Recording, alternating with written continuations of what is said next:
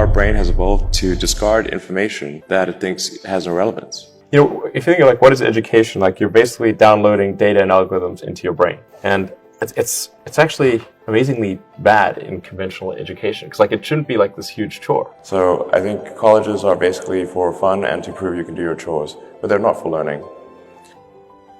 You're self-taught? Yeah. Well, self-taught, yes, meaning I don't have an aerospace degree. So how did you go about acquiring the knowledge? Well, like I said, I read a lot of books, talked to a lot of people, and have a great team. It's important to teach problem solving, or teach to the problem, not to the tools. So this would be like, let's say you're trying to teach people about how engines work, or you could start by a more traditional approach would be to say, well, we're going to teach you all about screwdrivers and wrenches, and you're going to have a course on screwdrivers, a course on wrenches, and all these things. And this is a very difficult way to do it. A much better way would be like, here's the engine. Now let's take it apart. How are we going to take it apart? Oh, you need a screwdriver. That's what the screwdriver is for. You need a wrench. That's what the wrench is for. And then a very important thing happens, which is that the relevance of the tools becomes apparent. You don't need college to learn stuff, okay? Everything is available basically for free. You can learn anything you want for free. It is not a question of learning. There is a value that colleges have, which is like, seeing whether can somebody work hard at something, including a bunch of sort of annoying homework assignments, and still do their homework assignments, and kind of soldier through and get it done. That's like the main value of college. And then also, if you probably want to hang around with a bunch of people your own age for a while instead of going right into the workforce. So I think colleges are basically for fun and to prove you can do your chores, but they're not for learning. Generally, you want education to be like as close to a video game as possible, like a good video game. Like, you do not need to tell your kid to play video games. They will play video games on autopilot all day. So if you can make it interactive and engaging, then you can make education far more compelling and far easier to do. So you really want to disconnect the whole grade level thing from the subjects. Allow people to progress at the fastest pace that they can or are interested in each subject. It seems like a really obvious thing. I think like most teaching today is a lot like vaudeville, where and as a result, it's just not that compelling. It's like somebody standing up there and lecturing to you, and they've done the same lecture several years in a row. They're not necessarily all that engaged or in doing it.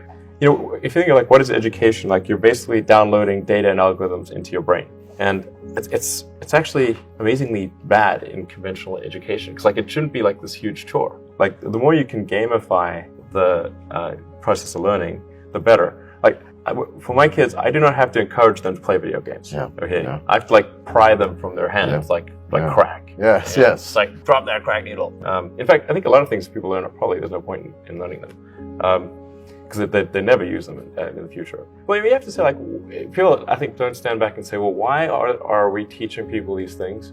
And we should tell them probably why we're teaching these things. Because a lot of kids are just in school kind of puzzled as to why they're there. And I think if you can explain the why of things, then that makes a huge difference to people's motivation. Then they understand purpose. So I think that's pretty important. And just make it entertaining.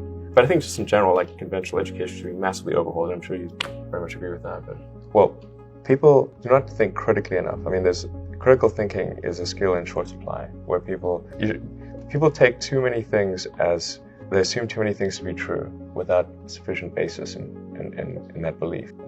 So it's very important that people closely analyze what is supposed to be true and try to build up.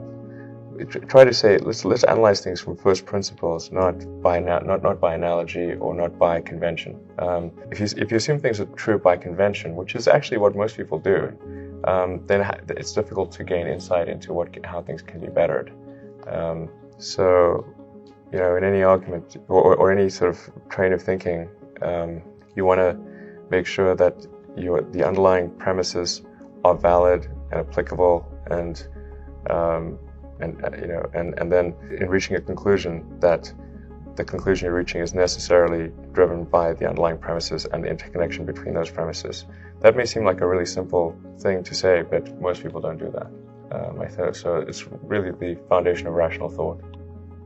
I think there's maybe there are definitely some good schools out there, but I think some of the mistakes, at least in my opinion, that I see being made in education is that the teachers do not explain why kids are being taught a subject. Just sort of get dumped into math and like, well, why are you learning math? What's the point of this? It seems like for some people, like maybe it's, I don't know why I'm being asked to do these strange problems.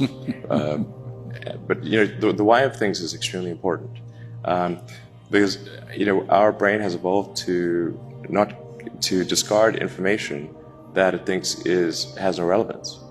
So then, if on the one hand you're being asked to memorize or learn, say, formulas, but you do not know why this is the case, then you have this cognitive dissonance of, it seems irrelevant, but I'm being told to remember it, so I'll be punished.